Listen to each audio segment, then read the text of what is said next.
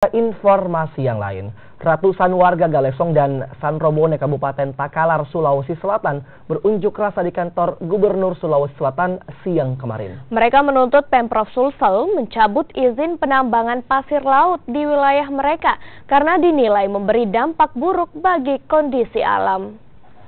Dengan menempuh perjalanan kurang lebih 30 km menggunakan kendaraan roda 2 dan roda 4. Ratusan warga yang tergabung dalam aliansi masyarakat tolak tambang pasir laut di Galesong dan Sanrobone, Kabupaten Takalar berunjuk rasa di kantor Gubernur Sulawesi Selatan, Jalan Urip Sumoharjo, Makassar.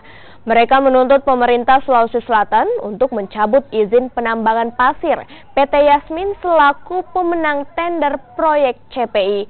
Warga dua kecamatan ini resah dengan aktivitas tambang pasir laut yang menggunakan kapal pengeruk pasir milik Royal Boskalis asal Belanda. Mereka menilai penambangan pasir di wilayah mereka memberi dampak abrasi.